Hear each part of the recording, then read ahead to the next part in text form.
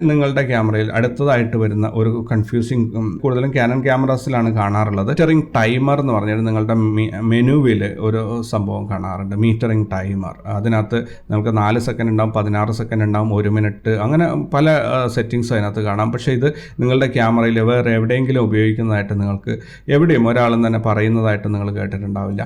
ഇത് വളരെ സില്ലി ആയിട്ടുള്ള ഒരു സെറ്റിംഗ് ആണ്. അതായത് നിങ്ങൾ LCD ഉപയോഗിച്ചിട്ട് ഒരു വീഡിയോ അല്ലെങ്കിൽ ഫോട്ടോ എടുക്കുന്നുണ്ടെങ്കിൽ, LCDയിലൂടെ ലൈവ് വ്യൂ ഓപ്പൺ ചെയ്തിട്ട് ഒരു ഫോട്ടോ എടുക്കുന്നുണ്ടെങ്കിൽ, നിങ്ങൾ ആദ്യം ഒരു പ്രാവശ്യം ഫോക്കസ് ചെയ്യാൻ നോക്കുമ്പോൾ നിങ്ങളുടെ എക്സ്പോഷർ മീറ്ററിൻ്റെ സ്ലൈഡർ ഡിസ്പ്ലേ ആവും അവിടെ. ഓക്കെ, ആ ഡിസ്പ്ലേ എക്സ്പോഷർ മീറ്റർ എത്ര സെക്കൻഡ് ഡിസ്പ്ലേ ആവണം എന്ന് തീരുമാനിക്കുന്നത് നിങ്ങളുടെ ഈ മീറ്ററിംഗ് ടൈമറാണ്.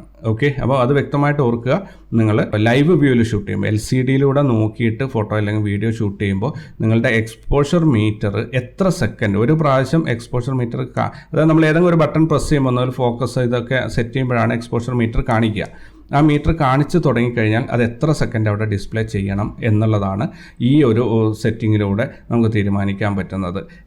അതേപോലെ വ്യൂ ഫൈൻഡറിൽ നിങ്ങൾക്ക് പരമാവധി 4 സെക്കൻഡ് മാത്രമാണ് അവിടെ ടൈം കിട്ടുക.